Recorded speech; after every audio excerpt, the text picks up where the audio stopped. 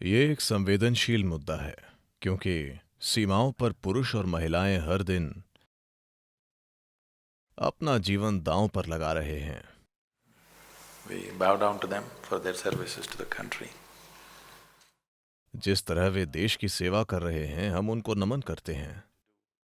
हम सभी ठीक से हैं और अपने काम सिर्फ इसीलिए कर पा रहे हैं क्योंकि आप अपना काम कर रहे हैं, वरना हम वो नहीं कर पाएंगे जो हम करना चाहते हैं।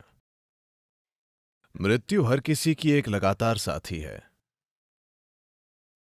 मैं इसे कम करके नहीं आंक रहा हूं, लेकिन दूसरों की तुलना में सैनिक इसके प्रति ज्यादा सचेतन होते हैं। आमतौर पर ज्यादातर लोग मानते हैं कि दूसरे लोग मरते हैं। वे कभी नहीं सोचते कि वे मर जाएंगे, पर सैनिक जानता है कि वो किसी भी पल मर सकता है। तो ये जागरूकता सैनिक के काम को लगभग हर दूसरे काम से बहुत अलग बना देती है।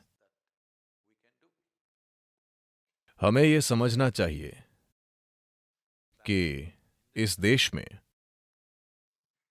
देश में दी गई सबसे बड़ी शिक्षाओं में से एक, मैं इसका विशेषज्ञ तो नहीं हूं, लेकिन सबसे बड़ी शिक्षाओं में से एक जिसे भारत में और पूरी दुनिया में तमामों पढ़े लिखे लोगों ने पहचाना है, वो है गीता। आपको समझना चाहिए कि कृष्ण ने शिक्षा देने के लिए युद्ध का मैदान चुना।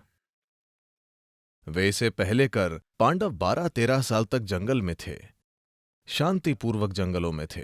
वे शिक्षा वहां दे सकते थे, वे एक आश्रम स्थापित कर सकते थे और शिक्षा दे सकते थे, पर उन्होंने युद्ध का मैदान चुना क्योंकि एक इंसान कभी भी अपनी असली प्रकृति को नहीं पहचान पाता जब तक मृत्यु उसके सिर पर नहीं आती।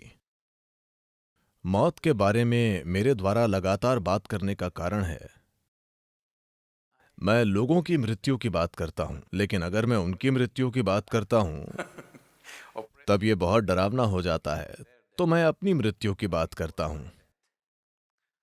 इस हद तक कि हाल ही में किसी ने पूछ लिया, क्या सद्गुरु स्वस्थ हैं, क्या उनकी सेहत कुछ गड़बड़ है? मेरी सेहत बिल्कुल ठीक है, पर आप स्वस्थ होते हुए भी मर सकते हैं, आप युवा होते हुए भी मर सकते हैं, आप फिट रहकर भी मर सकते हैं। जब इंसान अपनी मृत्यु के प्रति सचेतन होता है, Exploring the nature of my existence becomes a natural aspiration. What is beyond this सिर्फ body? तभी अपने अस्तित्व की प्रकृति की खोज एक स्वाभाविक लालसा बन जाती है। इस शरीर के परे क्या है? मैं देश की सीमा पर मौजूद जवानों और अधिकारियों की स्थिति को कम आंकने की कोशिश नहीं कर रहा हूं, जो हर वक्त मुश्किल हालातों, खतरों और मौत का सामना कर रहे हैं, एक विचार के रूप में नहीं बल्कि असल में। मैं इसे किसी भी तरह से कम आंकने की कोशिश नहीं कर रहा हूं, लेकिन मैं ये कह रहा हूं कि अंदर की ओर मुड़ने के लिए बॉर्डर एक जबरदस्त जगह भी है, क्योंकि एक इंसान के लिए यह स्वाभाविक है कि जब आप मृत्यु के प्रति सचेतन होते हैं तो आप जानना चाहते हैं कि शरीर से परे क्या है, और उसी ललक को आध्यात्मिक प्रक्रिया कहते हैं। इससे कोई फर्क नहीं पड़ता कि आपका लिंग, जाति, पंथ, धर्म क्या है। हर किसी के भीतर एक छोटा सा स्थान होना चाहिए जो उनके शरीर से परे है, जो उनके मन से परे है।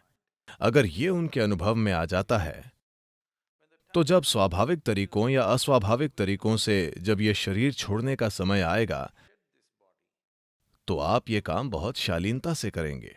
हर इंसान के लिए, मैं सिर्फ बस एक सैनिक के लिए नहीं कह रहा हूं, हर इंसान के लिए ये समय आएगा। आपको नहीं पता कि ये कब आएगा, लेकिन अगर आपके पास इस शरीर से परे, इस मन से परे एक अनुभव हो, तो जीवन के इस पहलू को संभालने की आपकी काबिलियत अभी की तुलना में जबरदस्त रूप से बेहतर होगी।